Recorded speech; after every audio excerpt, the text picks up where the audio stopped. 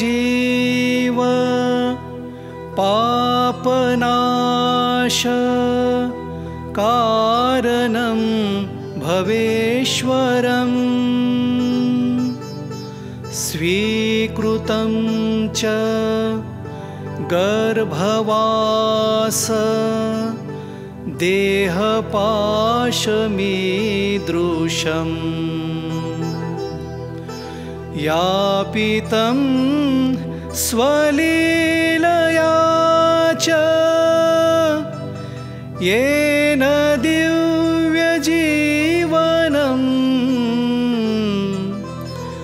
यापितं स्वलीलया च येन दिव्यजीवनम् तं नमामि देवदेव रामकृष्णमीश्वरम् तं नमामि देवदेव रामकृष्णमीश्वरम् ॐ श्री विवेकानन्दादि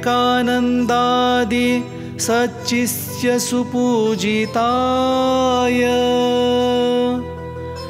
श्री शारदा देव्या विरतसेविताय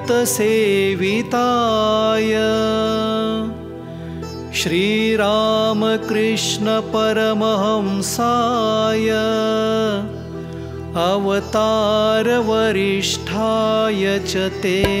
नमः।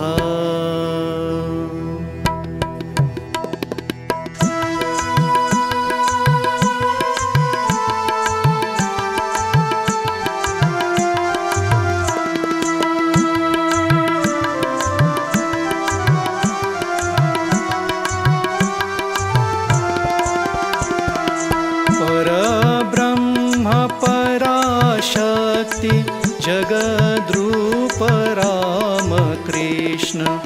धर्मरक्षणाय जगति देहधारी रामकृष्ण परब्रह्म पराशक्ति जगद्रूप रामकृष्ण धर्मरक्षणाय जगति देहधारी रामकृष्ण जन्मपूतवङ्गदेश विप्रवंश रामकृष्ण चन्द्रमणि क्षुदिराम सौख्यदातृ रामकृष्ण शैशवेऽपि शिल्पगीतकला निपुण रामकृष्ण पक्षिपङ्क्तिदर्शनात् समाधिमाप्त रामकृष्ण सप्तमाब्दलुप्तपितृ प्रेम बाल रामकृष्ण बाल्य एव विरागाग्नि दह्यमान रामकृष्ण भूतभुवि ध्यानमग्न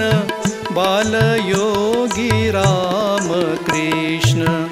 भिक्षुयोगी साधुसंग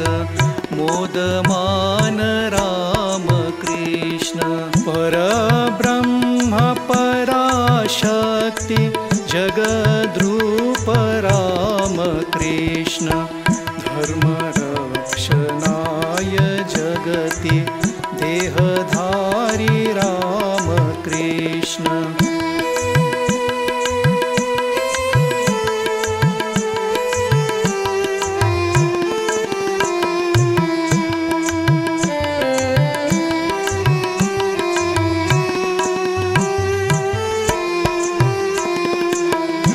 विशालाक्षि साद्मपथे विस्मृतात्म रामकृष्ण सूत्रधरन कालपालित प्रतिज्ञ रामकृष्ण धनी दत्त भिक्षयाति तु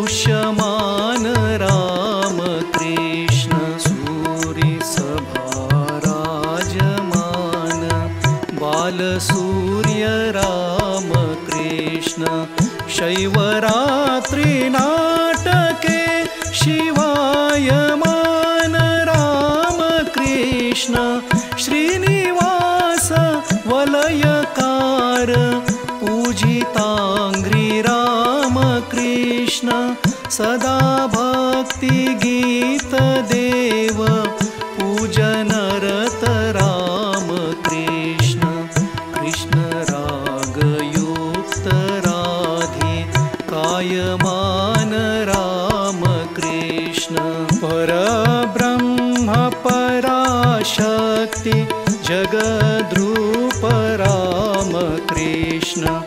धर्मरक्षणाय जगति देहधारी राम कृष्ण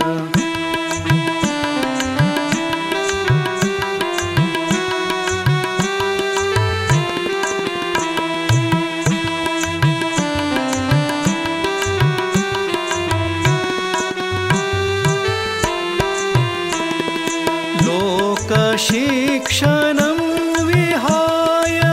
मोक्षकाम राम कृष्ण दक्षिणेश कालिकार्चनादि निरत राम कृष्ण भक्तिहीन रासमणिं ताडितवन राम कृष्ण जगन्मातृदर्शनाय रोरुवन्हि राम कृष्ण आत्महनन समय दत्त मातृदृष्टि राम कृष्ण सर्वकाल जगन्मातृ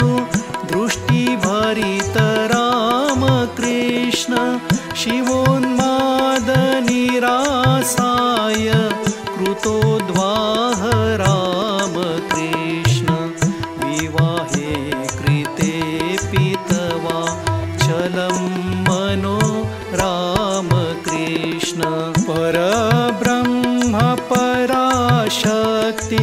जगद्रूप राम कृष्ण धर्मरक्षणाय जगति देहधारी राम कृष्ण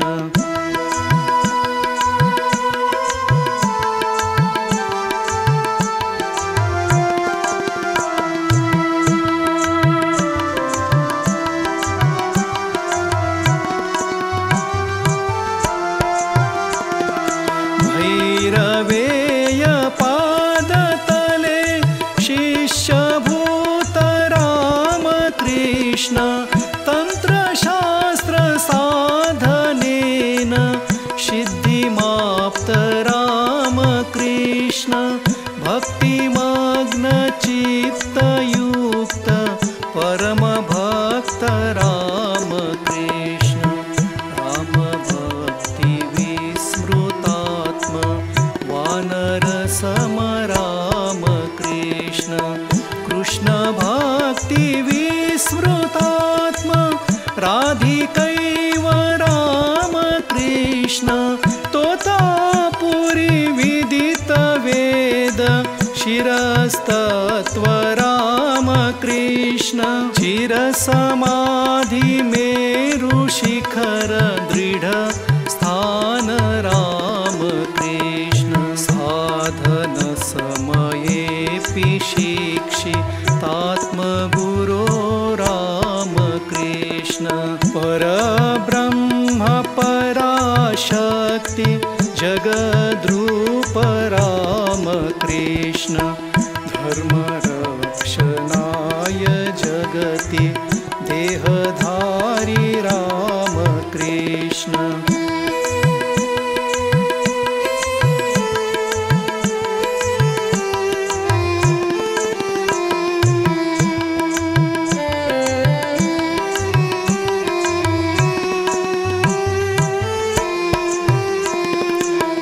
क्रैस्तपूर्व चित्रधर्म चरण निरत राम कृष्ण सर्वधर्म समानत्व सत्यदर्शी राम कृष्ण एक वस्तु वस्तु विविध नाम तत्वदर्शी रामकृष्ण स्वपत्नै विशुद्ध हर्ष बोधदातृ रामकृष्ण प्रयागादितीर्थनगर यतनशील रामकृष्ण तत्र दुःखी जनान् वीक्ष मोचिताश्रु रामकृष्ण स्वपत्न्यां पूर्वमातृ दृष्टिभर्तृ रामकृष्ण समाधिस्थ शारदां सुपूजितवन रामकृष्ण परब्रह्म पराशक्ति जगद्रूप रामकृष्ण धर्मरक्षणाय जगति देहधारी रामकृष्ण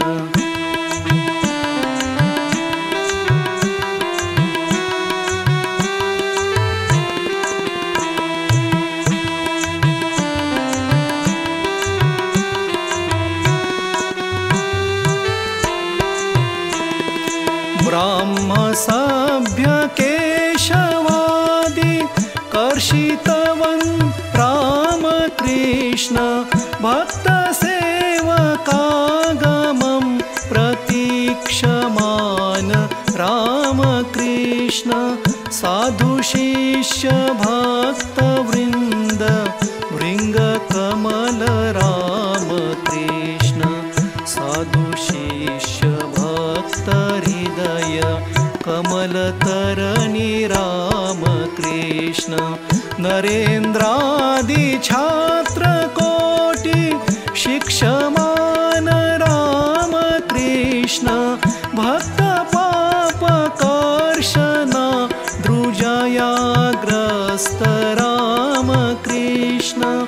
रोग दुःख निर्विषन्न मनोयुक्त रामकृष्ण महासमाधौ हि पर ब्रह्मलीन रामकृष्ण परब्रह्म पराशक्ति जगद्रूप रामकृष्ण धर्मरक्षणाय जगति देहधारी रामकृष्ण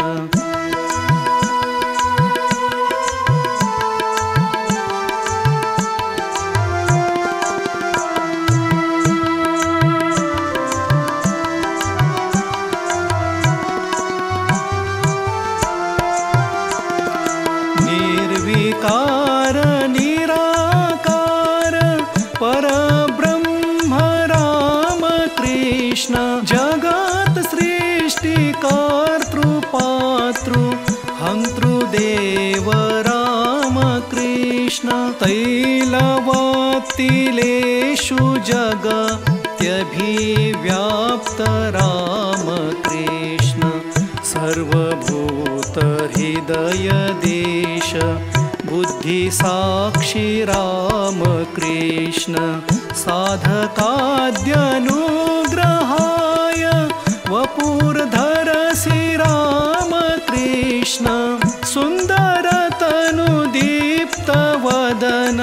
कृपादृष्टि रामकृष्ण सर्वकालमन्दहास रुचिरवक्त्र रामकृष्ण सुमनसापि छेदयोग्य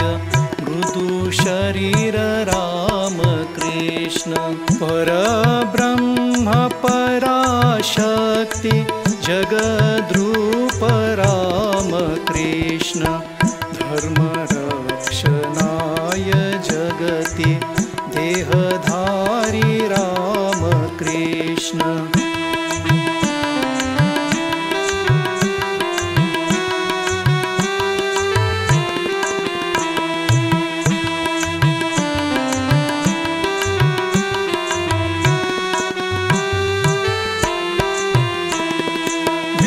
वेदशास्त्र पुराणादि सार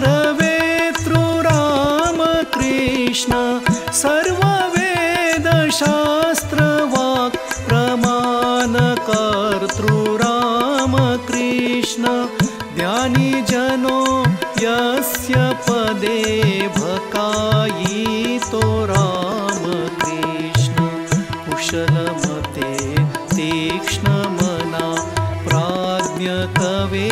रामकृष्ण दीनबन्धु दया सिन्धु संश्रितगति रामकृष्ण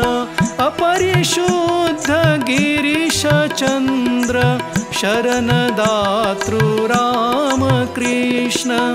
पुत्रशोकतप्तमातृ शान्तिदायि रामकृष्ण कुष्ठरोगी घोररुजां विनाशयसि रामकृष्ण परब्रह्म पराशक्ति जगद्रूप रामकृष्ण धर्मरक्षणाय जगति देहधारी रामकृष्ण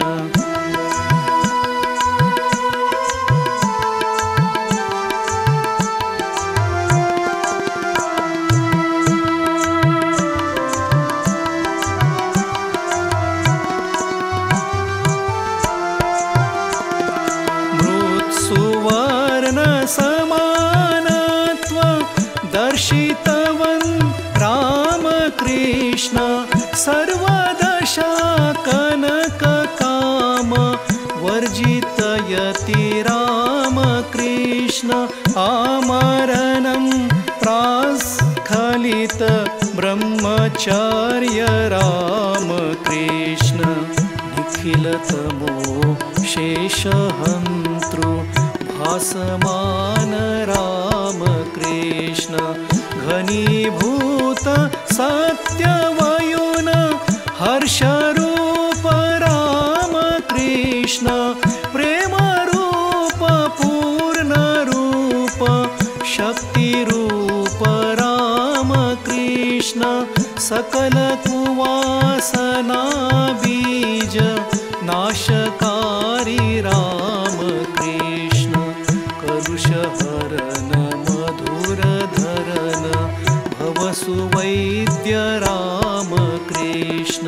परब्रह्म पराशक्ति जगद्रूप रामकृष्ण धर्मरक्षणाय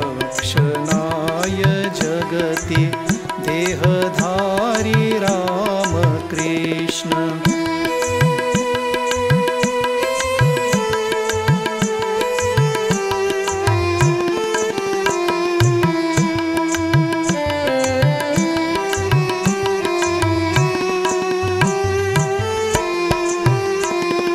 सहज नित्य शुद्ध बुद्ध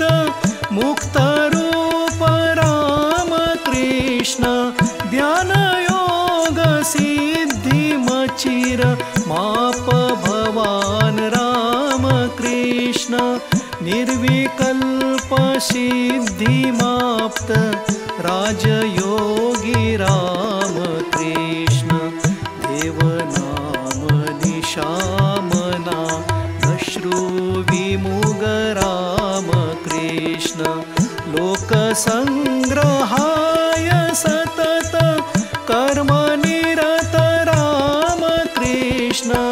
कृष्णयोग सिद्धितुल्य पादधूलि रामकृष्ण योगगम्य योगिगम्य देवदेव रामकृष्ण निखिल योगीपते योग सिद्धिदातृ रामकृष्ण परब्रह्म पराशक्ति जगद्रूप रामकृष्ण धर्मरक्षणाय जगति देहधारी रामकृष्ण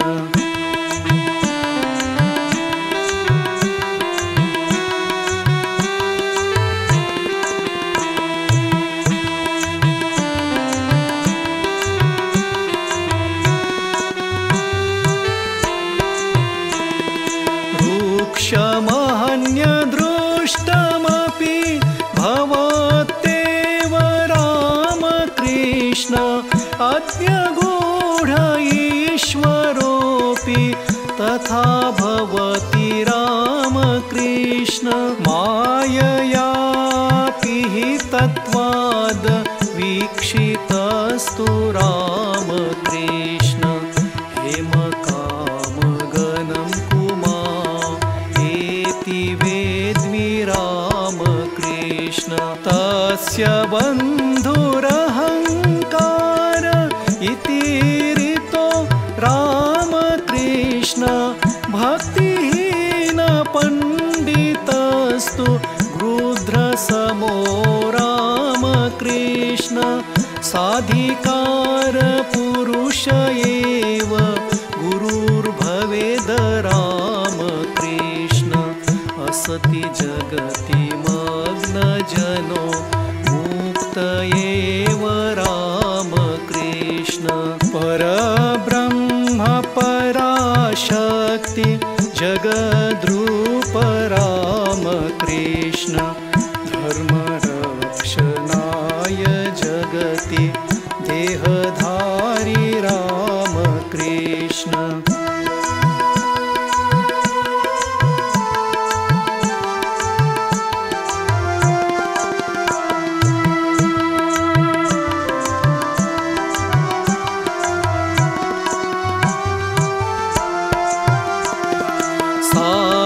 संग नाम जप मोक्ष करो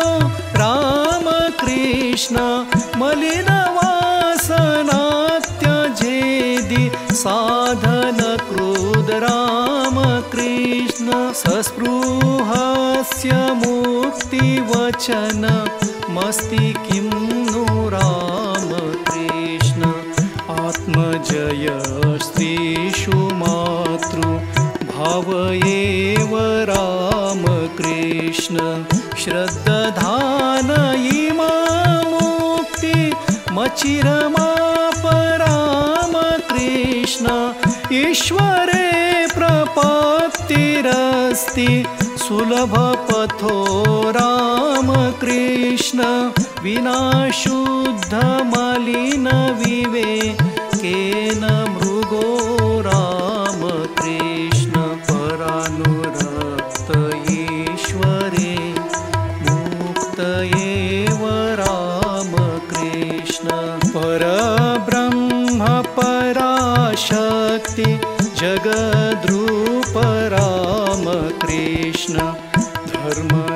धर्मरक्षणाय जगति देहधारी रामकृष्ण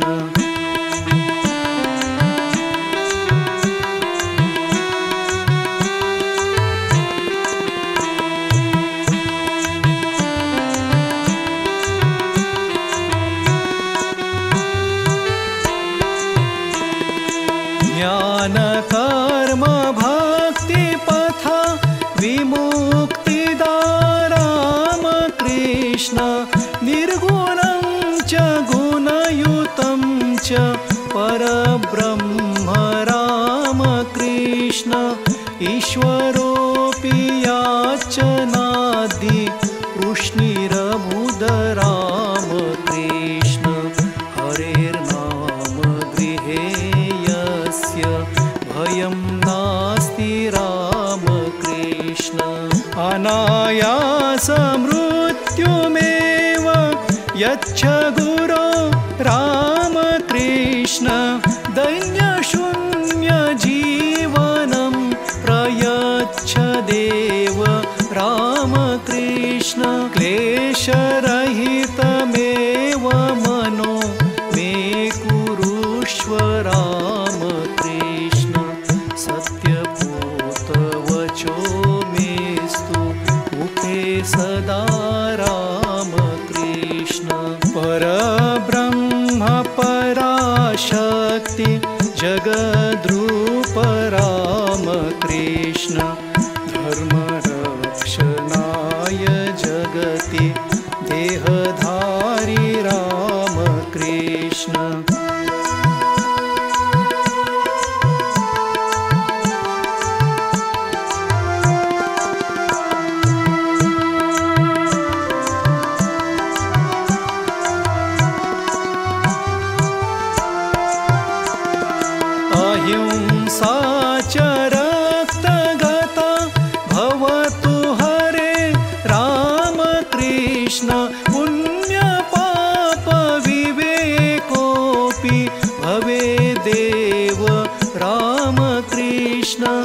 ब्रह्मचर्य शक्तिरस्तु